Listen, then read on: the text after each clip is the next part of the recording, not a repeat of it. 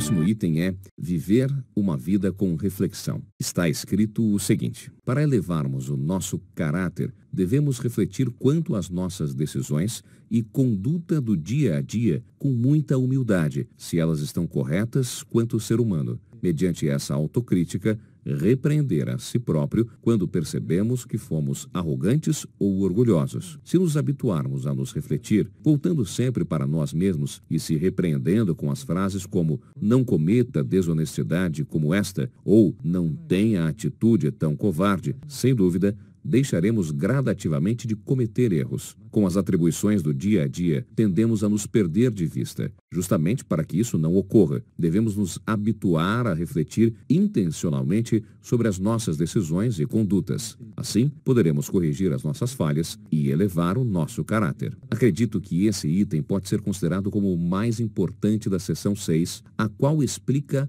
a fórmula da vida. Frequentemente, digo que a vida é determinada pela filosofia, pensamento, estado de seu sentimento ou pelos preceitos, crenças ou ainda pelo caráter da pessoa. Contudo, como o homem nasce com o corpo físico, ele é obrigado a sustentá-lo. Deve alimentar-se diariamente, beber água e repousar para manter a vida. Esta é a razão de o ser humano ter, em princípio, um sentimento de autodefesa, ou seja, coração egoísta, repleto de desejos e vontades. Soa um tanto sórdido, mas esse é o sentimento que Deus nos concedeu para mantermos o nosso corpo físico. Se não fizermos nada para aprimorar o sentimento humano, certamente será muito egoísta e ganancioso, o que torna muito importante a reflexão abordada neste item. É impossível mantermos pensamentos maravilhosos, caráter admirável, humanidade atraente, muito menos a elevação do caráter, se não purificarmos constantemente o nosso coração com repetidas reflexões.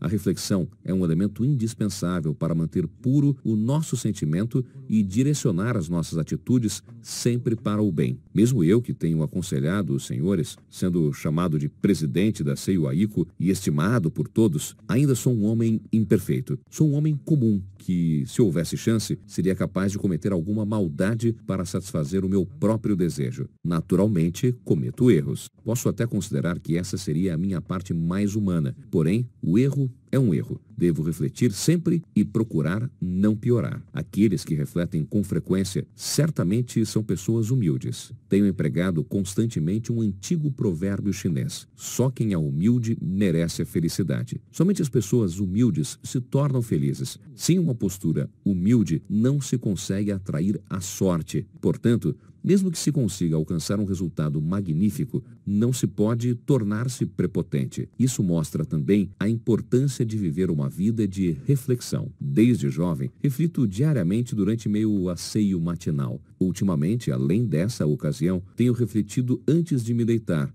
nas noites em que volto após algumas doses de bebida. A minha forma de refletir é dizer: desculpe-me, Deus, em voz alta, em dias em que fui um pouco arrogante ou falei demais de modo um pouco leviano. Quando chego à casa ou ao hotel, peço a Deus desculpas pelos meus atos. E o faço com muita naturalidade. Há dias em que essa frase pode mudar para obrigado, Deus, o que significa desculpe-me pelos meus atos há pouco. Perdoe-me, por favor, e agradeço por ter me feito perceber os meus erros. Digo em voz alta. Quem ouve deve achar que estou variando. Portanto, procuro dizer em lugares onde posso ficar sozinho para não passar vergonha. Quando estou só no meu quarto, por exemplo, tais palavras sempre me advertem e me fazem refletir. Lembro-me de que falei o seguinte a respeito da reflexão. O ex-embaixador da OTAN, o Sr. Abshire, que hoje está no Centro de Estudos de Assuntos Estratégicos e Internacionais, ao ler o meu livro Nova Administração de Empresas, Novo Japão, traduzido para o inglês, entrou em contato e solicitou um encontro para falarmos sobre o perfil necessário para ser um líder da seguinte forma: levando em consideração o escândalo do presidente Clinton, sentimos a necessidade de discutir sobre como deverá ser o perfil de um líder que comanda o mundo e, para tanto, gostaria de reunir intelectuais americanos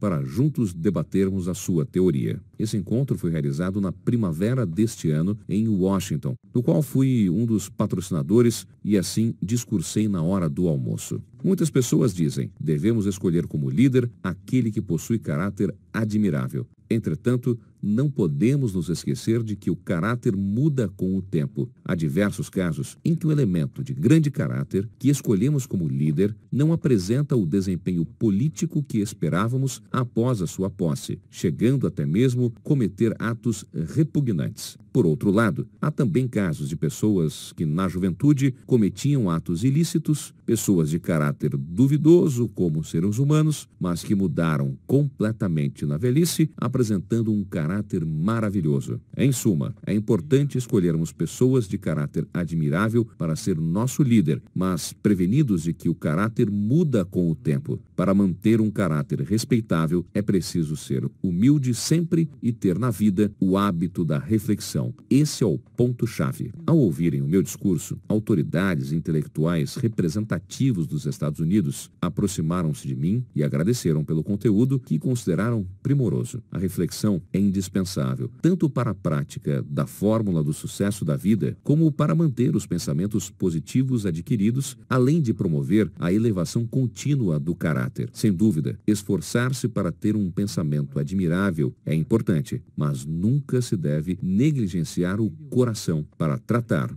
polir e buscar um aprimoramento ainda maior do coração, é preciso viver o dia a dia com reflexão. Essas atitudes complementam a fórmula de sucesso da vida.